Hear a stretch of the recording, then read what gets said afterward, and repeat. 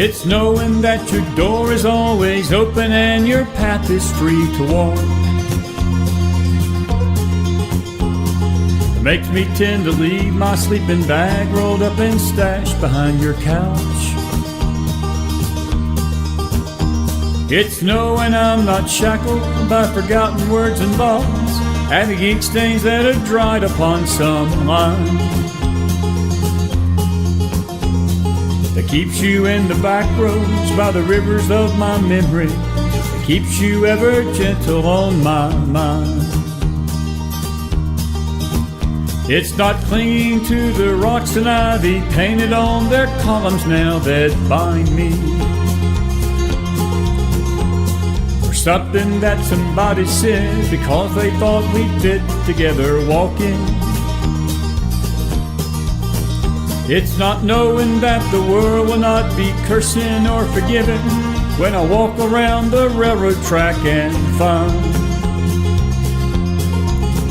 that you're moving on the back roads by the rivers of my memory, and hours you're just gentle on my mind. Though the wheat fields and the clotheslines and the junkyards and the highways come between us, and some other woman's crying to her mother 'cause she turned and I was gone, I still might run in silence, tears of joy might stain my face, and the summer sun might burn me till I'm blind. But not to where I cannot see you walking on the back roads by the rivers flowing gentle on my mind. I dip my cup of soup back from a gurgling, crackling cauldron in some train yard. My beard a rustling towel and a dirty hat pulled low across my face. Through cup hands round the tin can, I pretend to hold you to my breast and find that you're waiting from the back roads by the rivers of my memories, ever smiling, ever gentle on my mind.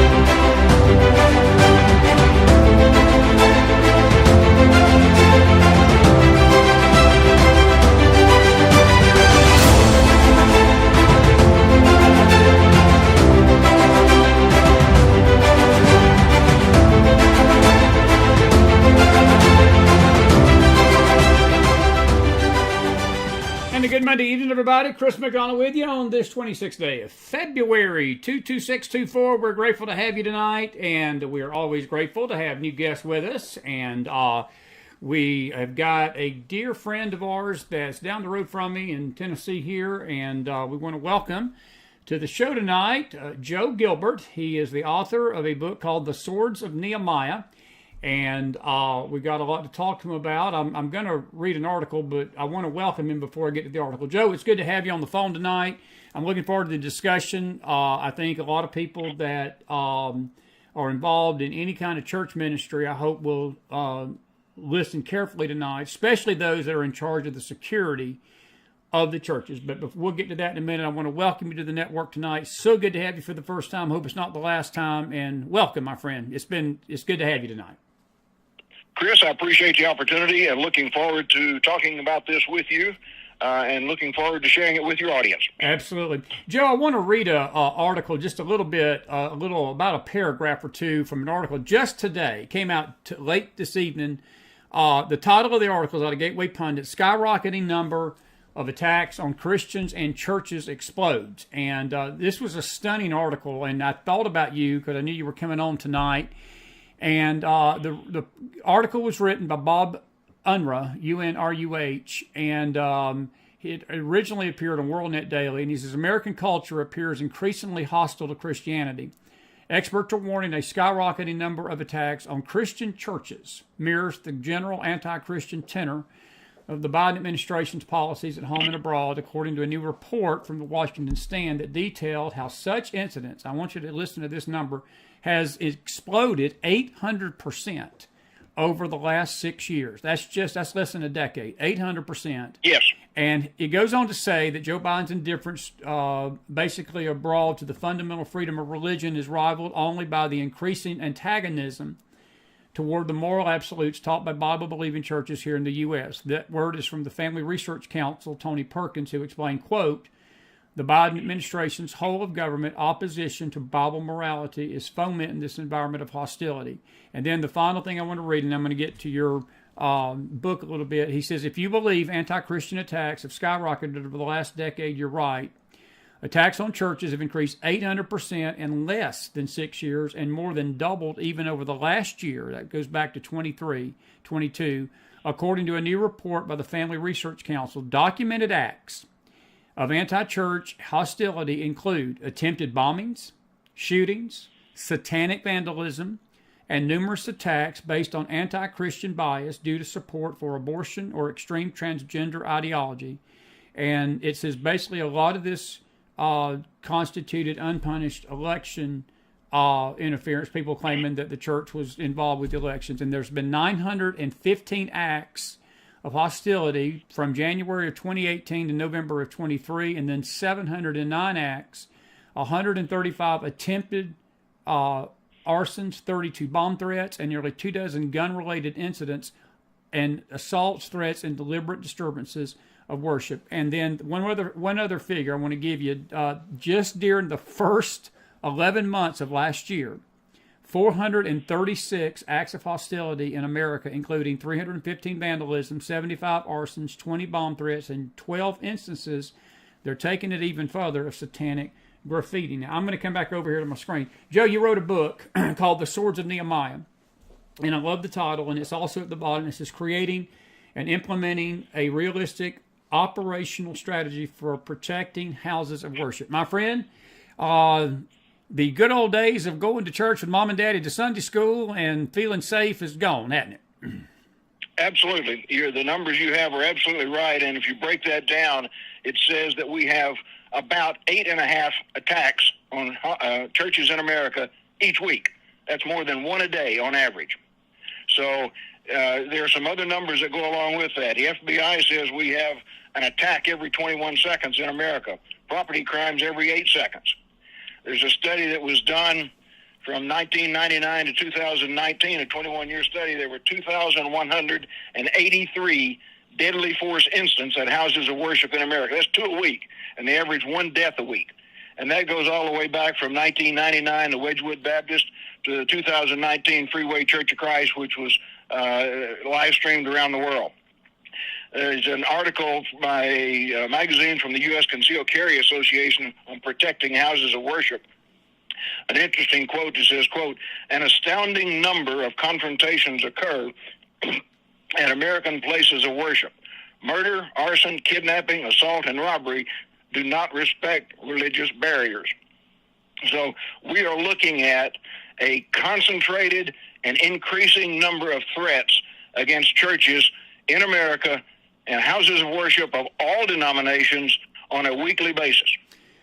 A couple of years ago, I hosted a conference of church security personnel, and I had a pastor do some closing comments, and he made some very interesting remarks. He said, we look at church security, the general concept is it's there to protect, and that's true. It is there to protect the people.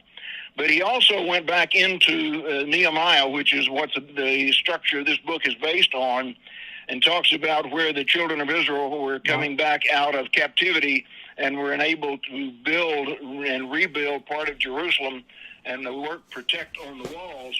And they posted sentries around the walls, and he said at one time every worker had his tool in one hand and his weapon in the other. Exactly. And the point that was made, which was very interesting, is first of all, we look at these rings of security and our security teams to help protect, and we expect that. But there's something more important. These rings are there to enable the work, just like Nehemiah did. The rings he had around Jerusalem as they were working was to enable the work to rebuild Jerusalem. We are enabling the work to preach the gospel without fear of attack.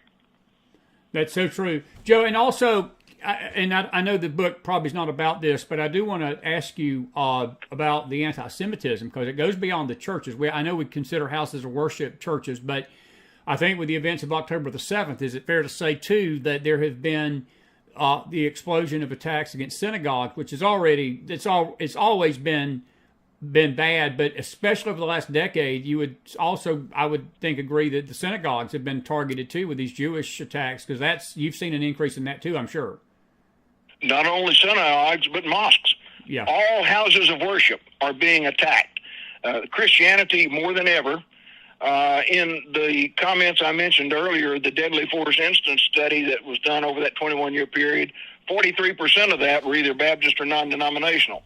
But all churches, all houses of worship are being attacked by those who would destroy whatever religious convictions and foundations that people try to hold.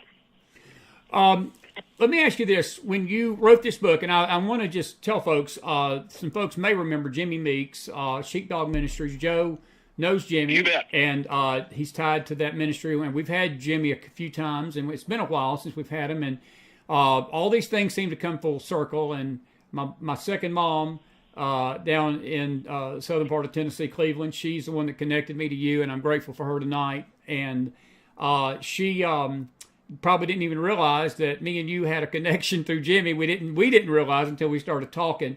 But when you wrote this book, Swords of Nehemiah, was there a specific event that sort of made you feel like you needed to put this down in writing, or was it just something the Lord's been dealing with you about? Because it's pretty exclusive. It's pretty detailed as to what churches need to do, and we're going to get into that in a minute. But what inspired you to write this book? Well, as I mentioned, that study over the 20-year period highlighted the real threats that all churches face. But I have to say that it was in December 2019, the West Freeway Church of Christ shooting that was live streamed. Yeah. That was so vivid and brought home so realistically the incredible need that we have to do this. It's not an option. Churches are targets. They're targets for people who hate churches. They're targets for people who want to rob churches. They're targets for terrorists. They're targets for people who just want to kill, maim, mangle, and destroy. And churches have an obligation to provide protection for those that are there, and also to, as I mentioned earlier, to enable the work that goes on, and that is the preaching of the gospel. Absolutely, buddy. Absolutely.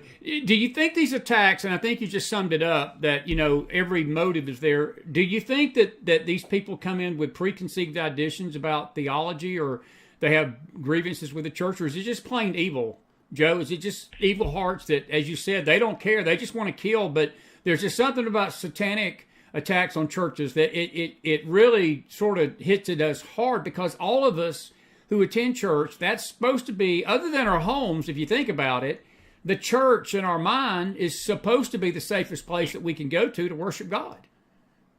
That's absolutely correct. I'm going to digress for just a second and come back to your comments on Jimmy Meeks. By the way, last May, Jim and I were on the same agenda at a teaching church security conference over in Middle Tennessee. So I know Jimmy well. Anyhow, let me digress and come back to what you were talking about. It is a combination, or it is a menu of things that are attacking churches. There are people who just want to hurt, kill, and destroy. There are people who hate Christianity. There are people that see churches as a soft target. I can go explode a bomb and get all of my social media publicity. And there are people who say, I'm going to go get that church because I don't like that pastor personally, or somebody else. And there's all kinds of reasons for these demented people who want to come attack, kill, and destroy. It's a lot cheaper and easier to destroy than it is to build. And if you just want to hate something, and then you look for, there are three elements required for a violent crime: somebody with hatred, a target that represents that hatred, and the lack of protection. And what we've got to do is avoid and eliminate that lack of protection, because the people who want to kill are out there, and the targets are the church, and every church or house of worship in America. Yeah. Do you believe that the media has covered this up a little bit because they don't want to talk about this because it is churches? Absolutely. I don't know that they've covered it up by covering it. They've covered it up by ignoring it and not reporting it. And a lot of the commentaries that you kind of get on some of the better television stations keep continuing to identify that these attacks on churches are being ignored. Yeah, well, definitely they're being ignored.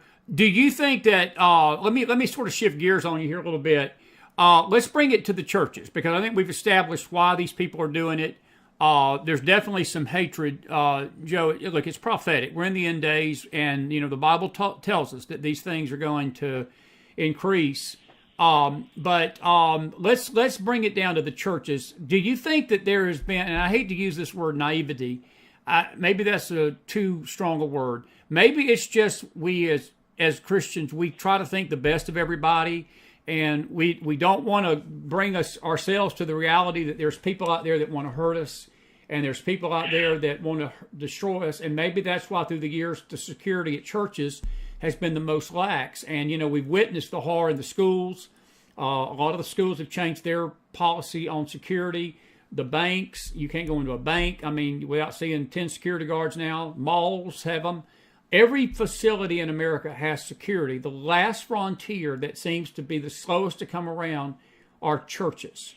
And I'm curious why you feel that has happened. Why is that? Well, I think part of it is the mindset of the church. The basic fundamental premise is we are we welcome, we want you to come in. If you need help, we want to try to help you. That's right. And to recognize that it's very difficult to draw a line between that and the guy who is in the parking lot with an AR-15 who wants to kill you. And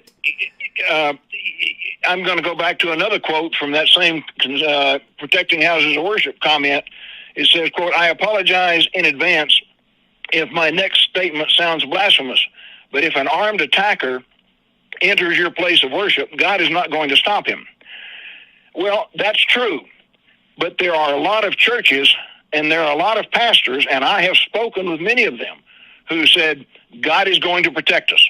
God has protected us always. He is here. He has protected us many times, and he will continue to do so. Well, that's not true.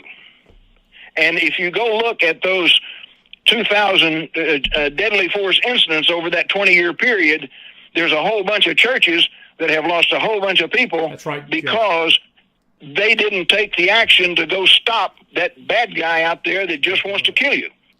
Well, it's almost like people saying that the countries need to put their arms down because if all the nations put their weapons down, then the world will have peace. And we know good and well that ain't going to happen. Look, we live in a world that is not in a world that we want it to be, and I think that we as Christians have better come to grips with that. And if you look at the history of the past, Joe, look, violence is always, this society is as violent as it's ever been, and I'm with you 1,000,000%. There, we're not, and again, it's not blasphemous to say that. I think it's just common sense, and again, I think that's one of the reasons. I think you're answering my question. We have this attitude, well, this is a place of worship, and we've got God's protection here, and there's some truth to that. But when you're dealing with the society that you're living in, I do believe God wants us to use wisdom. And Joe, it's wisdom to have your church protected, because that shepherd, that pastor, is a shepherd. And a shepherd protects sheep. And that's his number one job, period. Correct? You're absolutely right. And we want the church to be open, and we want the church to be welcome. But we also have to recognize that not everybody comes to church mentally healthy. Come on. And we have got to provide, churches are obligated to provide a protection for those who assemble there and want to worship. because there are a whole bunch of bad guys out there who really would just like to kill you because you're there worshiping. Let me ask you this. In your studies, I know the mega churches, some of these big churches that we see on television, a lot of them have security. Is this concern that you've got, are we sort of speaking tonight to the smaller mid-level churches out there that look at this and they say, well, we just can't afford this or we can't do this, but you've got some practical suggestions in this book that all churches can implement. This is not something that's expensive. This is not something where you have to go out and hire an expensive security force. But I think all churches, Joe, small, middle-sized, and great, because there are still some big churches out there that don't do this. But mainly we're speaking to the mid-sized, smaller congregations because I think, when this is just an opinion, you can help me out here, it strikes me that a lot of these attacks that we just read about are very rarely done to bigger churches. Now, there was something in Osteen's church here a couple of weeks ago, a shooting, but for the most part, these mad people, these people that are filled with demons, literally demon-possessed, target smaller churches because they're pretty sure there's not going to be any security in those smaller churches as compared to what they may find in the bigger churches. Is that an accurate description? You're absolutely right. And the concepts that I've tried to explain in the book they're operational for virtually any size church, mega church on down to the 100 people on a Sunday morning. They're scalable, they're functional, and you can implement them with little to no cost. The only cost being such things as something like the two-way radios that everybody needs to have and the periodic training that the people need to get just to make sure that you have options other than going to the range and shooting. There's a whole bunch of things you can do, but you need to get training in all of those things. It's called that use of force continuum. There are multiple levels of force that you can use. But this is not something that requires an inordinate amount of funds. The last church where I served as director of security operations, my annual budget was $0. Yeah. Now, go ahead. We found ways to do things. We brought in speakers. We had some people help pay different things, but I didn't have an annual budget from the church. So you can implement these, and I'm currently working with another church that is much smaller. It'll have about 150 to 200 people on a Sunday, and we're developing a security team program there. It has another $0 budget, but we're finding ways you can do things. So you don't have to have paid off-duty policemen at $50 an hour plus their cars and all the other stuff. You can do this on your own with volunteers, and you look to find those that are mentally stable for the position. It's not just a good old boy walking around with a gun on his hip. Yeah. Is it a fair statement to say that one of the things I remember Jimmy saying, and I also talked to, and I can't remember his name escapes me tonight, the pastor at Sutherland Baptist, the Sutherland Springs, Texas church pastor we had. He ran for state senator in Texas, and him and Jimmy were good friends. I can't remember his name now, but also the shooter that actually took the gentleman down. We had him on our program just about 6 months ago, and I remember one of the things that was a common denominator in all three interviews. They said that it starts by having something called someone just simply standing outside the church, appointed each Sunday to monitor that parking lot because, Joe, they can't get into the church except they come to the parking lot first, correct? Absolutely. One of the things that we recommend, or that I strongly recommend, is you can go online and at Amazon you can buy a couple of magnetic signs that say security and have them on your car and drive through that parking lot the whole time people are coming and going. That tells a couple of things. One, it tells everybody who sees that this church has thought about security and doing something about it. And that person in the parking lot is the first opportunity to vet everybody that comes on your property. Do they look like they're coming to worship? Are they dressed properly for the season? Are they interacting with other people coming into the church? So you're looking for that. The second thing is every outside door in the church either ought to be locked or have some security team member at that door as a greeter. Hey, we're glad to have you here. Come on in. Do you know where anything I can do for you? Do you know where the Sunday school classes are? All those guys. It's a second opportunity to vet everybody that comes onto the property and comes into the building. Yeah. Those two are critical, and they don't have to be armed. But they do need to be on radio contact with the balance of the team that should be armed. And again, those are not expensive solutions. Those are not expensive solutions. Frank Pomeroy was his name. I remember Frank. Frank was good. Yes. He was a good friend. Heard from him in a while. I know he's retired now. And that was a tragedy beyond tragedies. And that, again, was a situation where the guy walked in, and I don't know if Frank had people in the parking lot or not. But look, Joe, the bottom line is here tonight, I think, and I've always said this to folks, if somebody wants to do you harm, brother, they're going to do you harm. If somebody's with malintent coming into a church, ultimately, there's going to be conflict. And I guess it depends on that pastor's commitment to the people to say, look, there's some things that we got to depend on God for, but we have got to do everything humanly possible to make sure our church is as safe an environment as we can for these families. Because, see, a lot of these attacks don't just target men. They go after the children. They go after women. They go after the young. These are brutal, brutal killings. And these bombings, the satanic graffiti, and all of this stuff, Joe, is so demonic. It is so ugly and hateful. So is that what we're in agreement with, that there are going to be some instances, no matter what you do, that it may not save every single life? Absolutely. And that's one of the things that I do mention in the book. It doesn't claim that the strategies we talk about here, the multiple rings, the outside, the parking lot ministry, the doorways, the mobile, the worship center, we don't claim to be able to stop every attack. Right. But it will enable you to mitigate the carnage of those you can't stop. Are you in favor of there being armed people in the church with weapons? Absolutely. Explain that. It doesn't have to be the full team. Right. But it needs to be a select number of people agreed upon with the pastor and the head of the security team, people who have the right mental mindset to be armed and have the legal authority to do so under whatever the state rules and regulations are, and then get regular and frequent training from qualified arms instructors. Not just go out to the shooting range every 6 months and dump 20 rounds at a blank target and then go home, but get qualified training from very valuable instructors. Those are the people who will stop the bad guy who's coming on your property with no thought in mind except to kill. If he's coming through that parking lot, like happened in Colorado Springs several years ago, the guy with an AR-15 coming down a parking lot, he had nothing on his mind but to kill as many people as possible.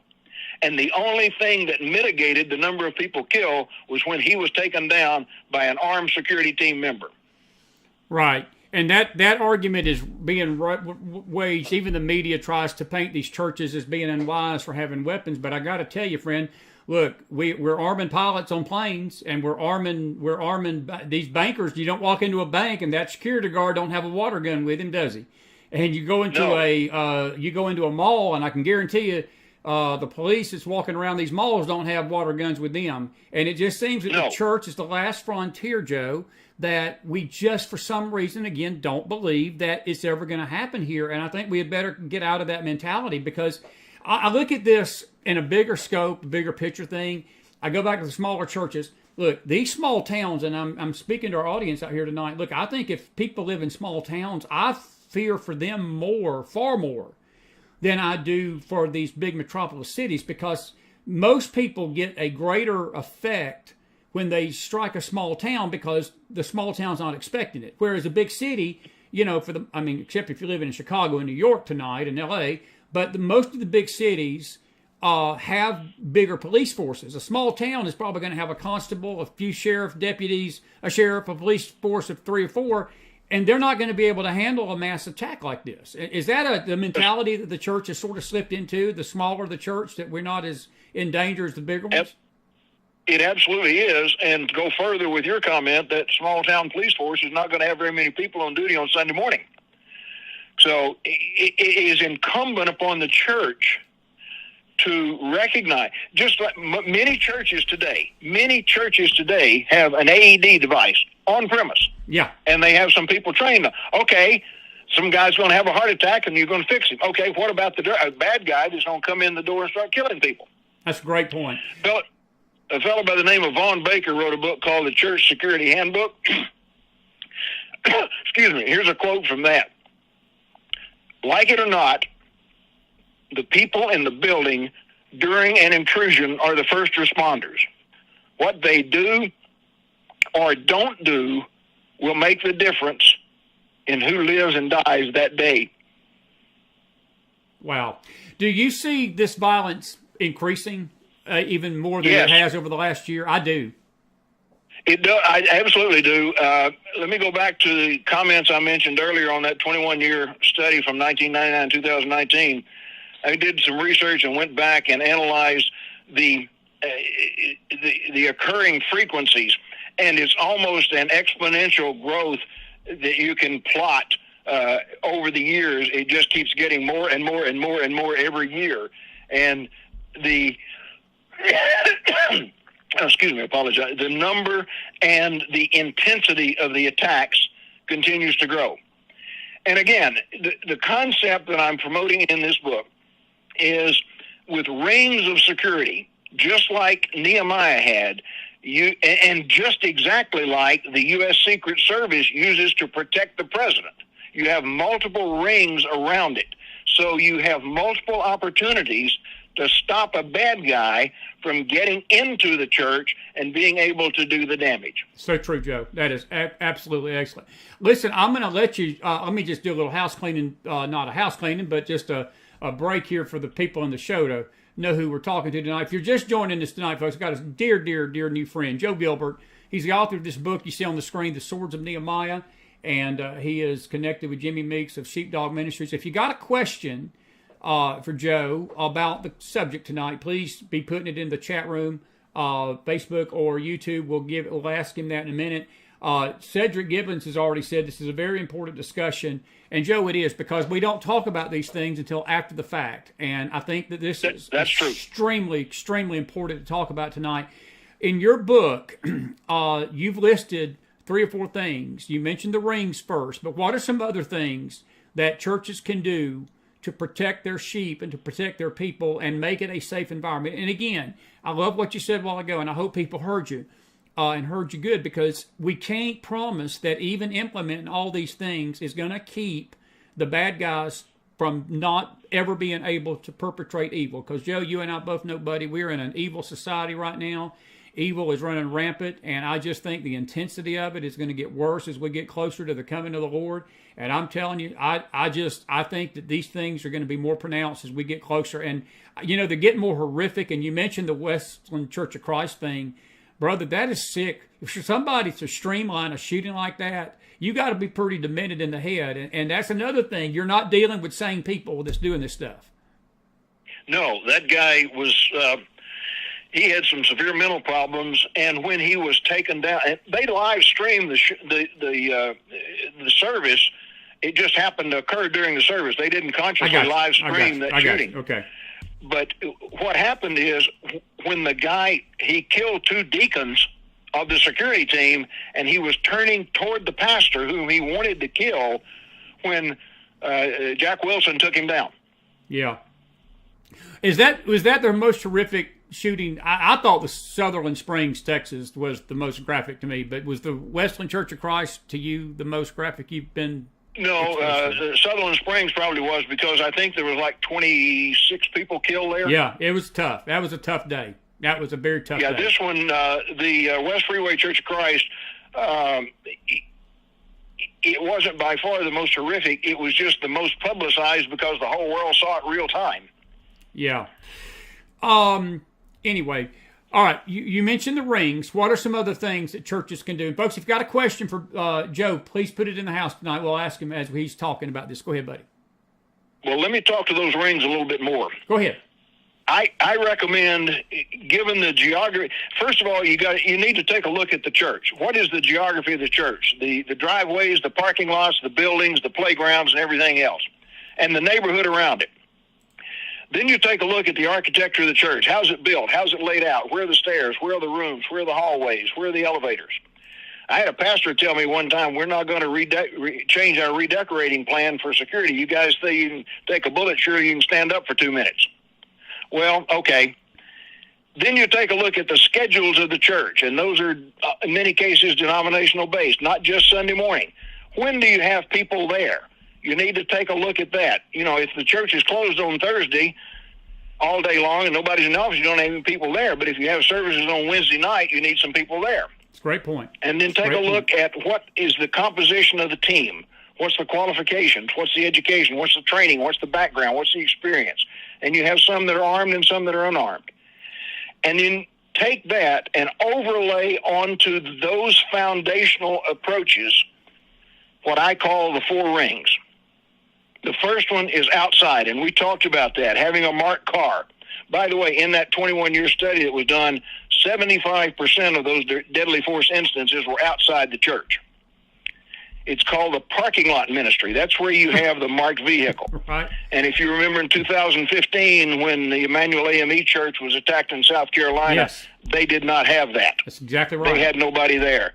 The 3 churches on his list that he went to prior to that had outside ministries in the parking lot on Wednesday night, and that's why he went somewhere else. But that outside ring is critical. The second is at the doorways. You see everybody that's coming into the church, and you profile that person, not the person, you profile their actions, their attitudes, how they're reacting, and everything that goes with it. The third ring is what I call inside mobile, and it just moves around throughout the building during the entire time there are people there. The fourth ring is what I call the worship center. And you have the pastoral coverage, you have people stationed at multiple places around there, because there's so many targets there, the number of people as well as such as the pastors who are often considered a primary target. So you have those 4 rings that are concentric around where all of the people are gathered, and you have those people are all on a radio connection, and many of them, not all, but many of them are armed. And they are the ones who will respond to the threat. And the outside people, particularly those in that outside parking lot ministry, are visibly marked as part of the security program. You want to tell the whole world, hey, this church has thought about security, and we're doing something about it. And the bad guy that's looking at that marked vehicle, he doesn't know if that's an old guy with a cell phone to call 911 or if it's 2 guys armed on the spear of a security team that's going to stop some event. So the visibility on that outside ring is very important as well. So true, Joe. That is so true. Hey, I got a couple of good questions for you. Carol Smith says, are there attacks occurring more in certain states than others? Have you, in that study, did you notice a trend of any states that were having more of these than other states, or is it just a nationwide threat? It not particularly a state, but a little more geographically, I'm going to say to the south and slightly to the southeast, and that reverts also to the earlier comment that 43% of these were Baptist or non-denominational. Baptists were the highest percentage of all, and they're very strong in the southeast. So there were more in that area, but it's not limited to that. They are nationwide events. Okay. Dennis Floyd, why don't churches use metal detectors? Would that help in this fight if they use metal detectors? What's your thoughts on that? Would you go to church if you had to walk through a metal detector to get in the door? Not really. No. Just being honest with you, I wouldn't. It would turn people off instantly. And that goes back to something else. When you get to implementing a program like this of security, get the pastor to stand up in front of the church and tell them what we're doing. It's a great point. The threats are getting greater. We are going to take action to help protect you. Some of it you'll see, some of it you won't see. But we're not going to put up metal detectors. Okay. Fair enough, and that's I think that's a fair statement. We'll see, I'm waiting for any other questions. What is your, you mentioned the Southeast and the Baptist churches. Do you have any just an opinion question. Do you know why they would target the Baptist churches more than others? You got any idea about that? Any thoughts about that? Probably because they are perceived as more fundamental. I'm going to create a word, evangelically committed. Yeah. And they represent, and they do a little better job of representing the Christianity that the devil hates. That's so true. Yeah, I'll agree with that. I'll agree with that. I do want to ask you a question about the anti-Semitism. I know this is sort of unrelated, but it is related a little bit. Just from a practical perspective, what has been your thoughts on the awful rise of anti-Semitism across the country? Because that's feeding into this, Joe. It's feeding in to these attacks on worship places. What's your thoughts on that? I think it is the result of a lot of work that's been done underground surreptitiously by a lot of people. And it gets back to the same mindset that was fomented in the 1930s in Germany, that we can blame the Jews and hate the Jews, and they are a good representative target, and so let's just go after them. And then I think there's been a lot of underground subliminal work done to promote the concept that the Jews are invaders into the Palestinians' homelands, and so we're seeing the opposition to that as well. Yeah, I'll agree. I got an excellent question from Outdoory West, and Outdoory, good to see you and Cleo, Kathy in the house tonight, over in the YouTube, our YouTube network and Facebook. With changing up the times of services, this is an interesting question, and I've never thought about this, and it's an excellent question. With changing up the times of services, days of services deter or thwart criminal planning of attacks? Like if they didn't have an idea when you were going to meet like regularly every Sunday. I know that's a unique question. I never thought about that, but what's your thoughts on that? That's not a bad question.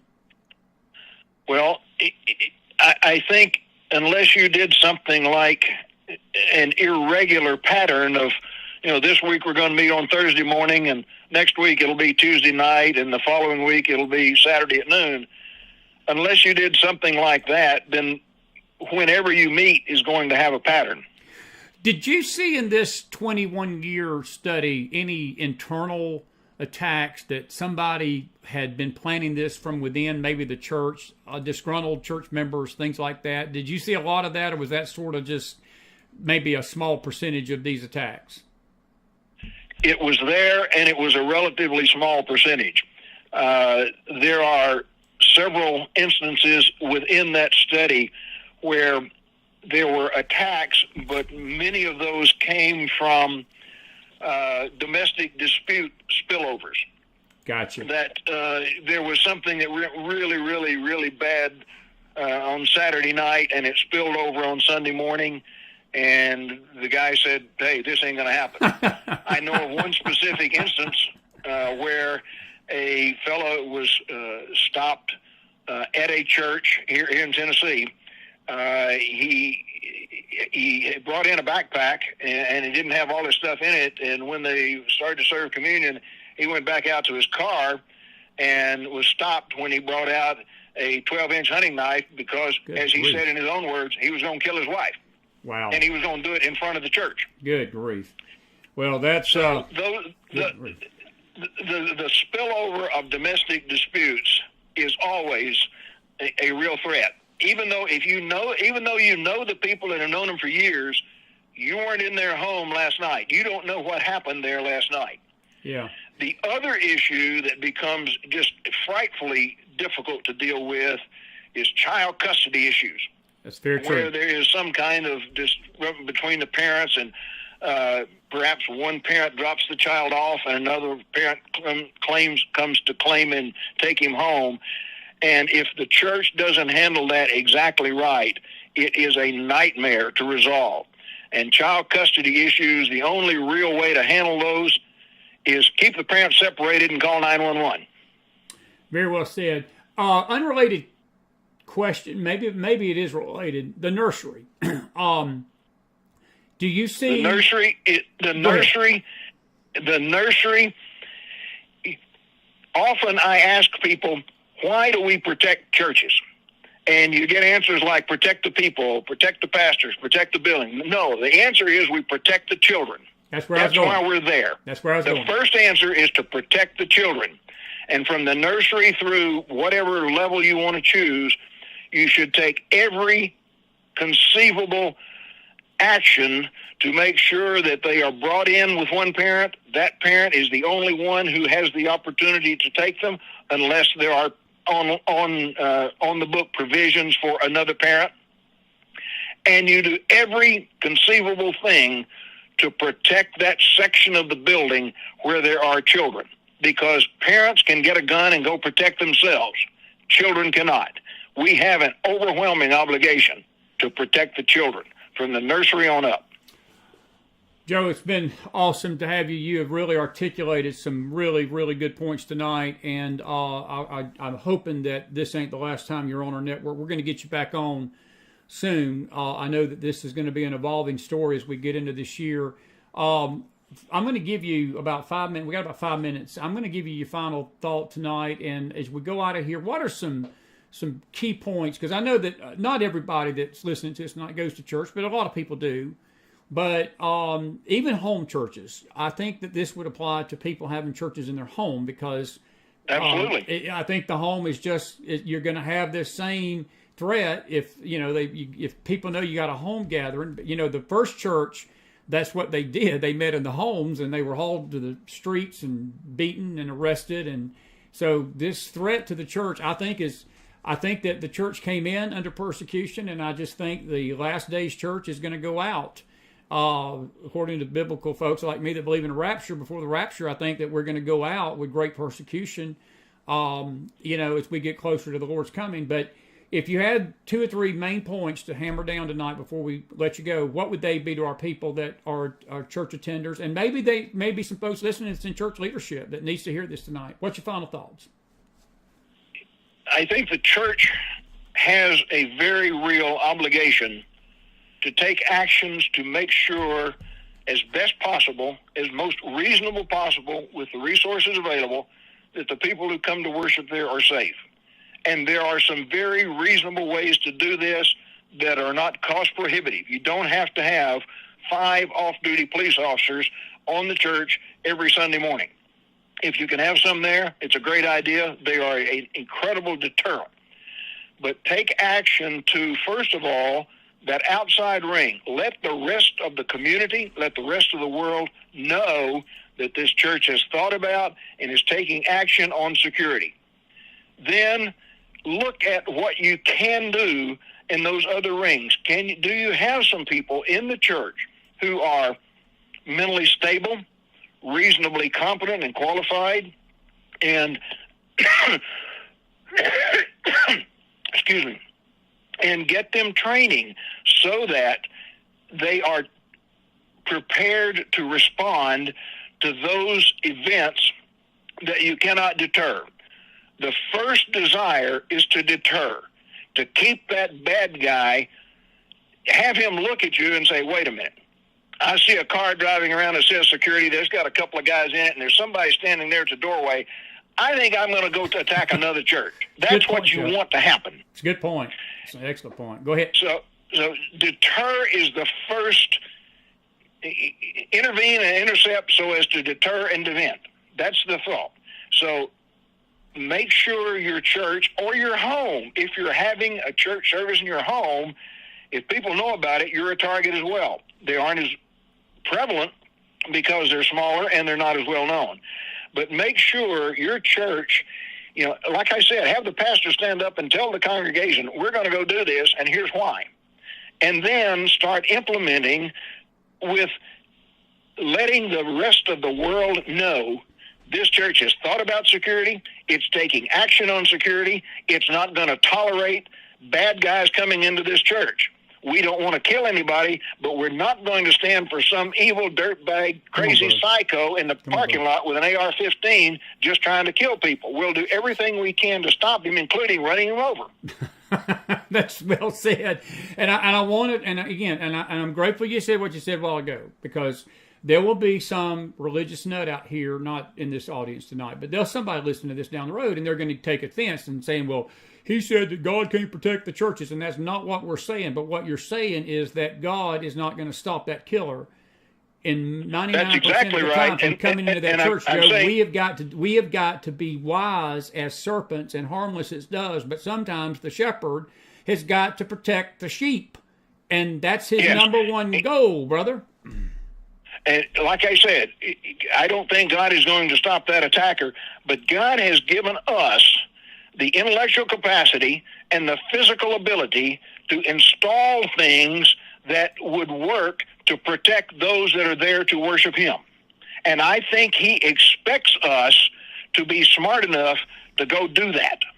Do you think that there's a growing, final question, do you think that there's a growing number of churches that are catching on to this, or do you think that the apathy is growing still, that there's still people out there that just don't think this is going to happen in their little town? Both. Okay. There is a growing number on both counts. And I can't, pastors who have the mental set that God has protected us, and he is the rock, and he is the fortress around us, then there's a mindset there that my limited mental capacity is not going to penetrate. And I can give examples after examples after examples of churches that thought the same thing and wound up with 10 people dead in their parking lot. So there's a mindset of some churches that say, yeah, okay, we recognize this world is changing. It's not the same place where I grew up and went to church 40 years ago, and everybody was happy, and nobody even thought about carrying a gun. In fact, I'll give you an example. I took a bunch of heat by bringing a Tennessee State trooper to a church about 40 years ago on Youth Week. The point being, God has given us the intellectual capacity and the physical ability to provide for the protection of those coming to worship. And I think we have an obligation under his guidance to do that in the way that he would want us to do it. Well, that was sort of I'm glad you said that, because that prompted another question.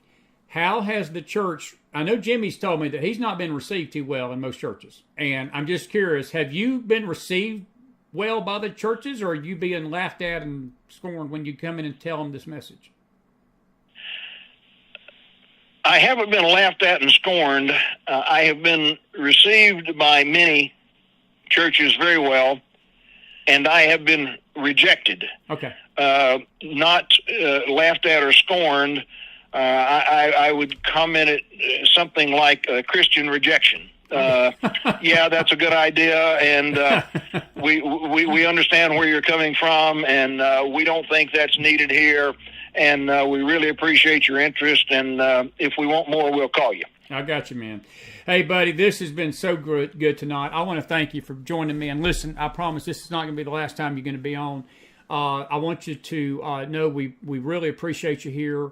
You're part of us, and I'm so grateful we connected through Betty, and she's like a second mom to me, and she spoke very highly of you, and she I know she's going to be listening to the show, and but I want to thank you personally for coming on and sharing your heart with us tonight. I think it's a very, very, very, very important subject, and I want to say it again, Jimmy. I'm thinking of Jimmy Meeks. Jimmy Meeks is the connection to us, Joe. Joe, we live in a world that is not a world that we want it to be. The world we want it to be is the world you described a while ago. We want to go back to the time, and I remember those memories growing up. We lived, my dad's church in Atlanta, Georgia, where there was little woods. There was a section of woods that connected the church to our house, and it was probably maybe 100, maybe 200 yards from the church to my house. And me and Todd would walk home every night through those woods. We just walked down, and that was in the 70s, and we never thought of anything bad ever happening to us. I would know more if I was alive and I was the pastor for church and my house was 100 yards away from that church. In this society, I wouldn't let my child walk 10 feet, let alone 100 yards to the house at daytime. And that's the world that we live in now, and we better come to grips with that. I'll concur with that and give you one example. It was about 4 years ago. I was on church security duty on a Sunday evening, and I was walking the pastor to his car, and gunshots were fired. Wow. Wow. Now, I would like to say two more things, if I may. Go ahead, bud. Take your time. The title of the book is The Swords of Nehemiah. It's available on Amazon and Barnes & Noble. Great. And that's what I was going to let you finish up, and you just did. So you did good. Joe, listen, I appreciate you. I'm going to say goodnight to these folks off the phone. I'll be in touch with you, and I want to thank you for being with me tonight on the Mac Files, buddy. I really appreciate it. It's been a good Monday night. Good start to the week with this. Excellent, excellent stuff. Thank you so much. Thank you, guys. Good luck to all of you. God bless. God bless you, Joe. Good night, buddy. Gilbert's off. Bye. Bye-bye. Praise God. Put some fire in that house, folks. That's a good way to get our week started. Joe Gilbert, the author of The Swords of Nehemiah, Barnes & Noble, Amazon. I encourage you, if you attend a church in any way, I probably wouldn't be a bad idea to get this book for your pastor. It'd be a good early Christmas present. Or your deacon board. And I just want to reiterate a few things. We got a few minutes. We got a double feature coming tonight. James R. is going to be with me later tonight. We're going to be dealing with this nightmare in New York that's going on and some other things for the adults that can handle James R. He's fired up. All I got to say is the kids tonight. I've been watching his Twitter feed, and I've been saying, I don't know if I need James R. on here right now or not, because he's fired up. But we're going to have him on later. But I want to talk about Joe Gilbert right now. Joe did some excellent points tonight, folks. And it's very serious, folks. It's not a joke. This is serious. Look, I read you the numbers, folks. Look, this has increased 800%. Think about that. In the last 6 years, 800% of the attacks on Christian churches have increased.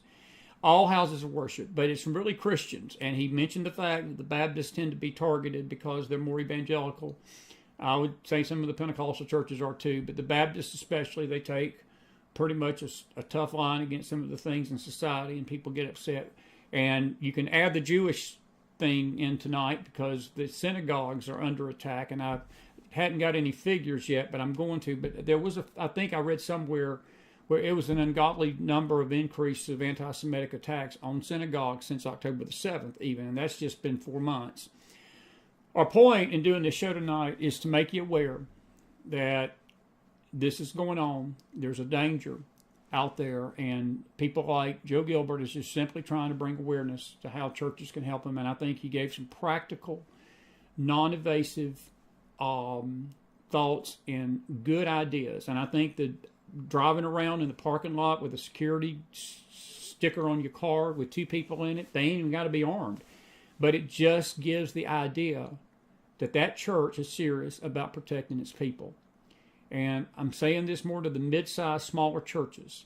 The bigger churches, I know the shooting took place in Olstein's church here a few weeks ago, and people were just and it seemed like it was a disgruntled church member, and she came in there and had a beef to grind with somebody, and her 7-year-old son got shot in the process. It was tragedy. I'm not trying to make light of that. Most of these shootings, and I remember talking to Frank Pomeroy. Frank Pomeroy didn't have a huge church, but 26 people in that church would have been like 1,000 in those things. I mean, these smaller churches, they feel that kind of loss far more than a big mega church. And I'm not lessening any life, folks. Look, we don't want anybody to be killed, but you think about the impact of a shooting on a small to mid-sized church, and 26 to 30 people get killed. It leaves scars on that community. And that Sutherland Springs community is still reeling from that shooting to this day. They're still reeling from it. And had it not been for this brave soldier, and you got to meet him on the network here back in October, I think, with Maria Miller, had it not been for the brave man that was armed that day and took the guy down, there could have been more than 26. We're trying to just make you aware that, again, we live in a dangerous world. And this world is full of evil. It's not going to get any better. The evil is going to wax worse and worse and worse and worse and worse. And Christians in this country, this good old U.S. of A., are under great attack. Cleo sent me a message earlier tonight, and she said Australia, don't even think about it. Their churches down under don't even give this second thought. It's not so much an American problem, because it is a worldwide problem, but America is beginning to taste what the church in China is feeling, the church in North Korea is feeling, the churches in Europe, we may not hear about every attack worldwide, but if you go on some of these websites that chronicle this, folks, there are a number of attacks that are going on worldwide, but more and more are taking place here. That survey tonight was for America. That survey that I read to you out of Gateway Pundit was a study of American churches here in this country. And Joe's study is the 21-year study of American clergy and churches. So I hope you enjoy Joe Gilbert, and he will be back with us. And I do encourage you folks to get that book if you would like to send something to your pastor and all. Sheila Daspit says, a church I know of teaches people in their congregation how to handle and shoot guns and conceal carry. We've gotten to that point, sadly. Sheila, I tell you what, it's a terrible thing. It's really terrible. Chris Aquila, good to hear from Chris tonight. Chris, good to see you, Sister Max. She says, even David used a slingshot. Amen. Amen. Amen. I'll give you a high five to the camera on that one. Even David used a slingshot. Amen. I'll amen that. Amen that. Did you enjoy Joe Gilbert tonight? Folks, listen, I'm grateful for you. We're not done here tonight. We got James R. coming probably around 10 tonight.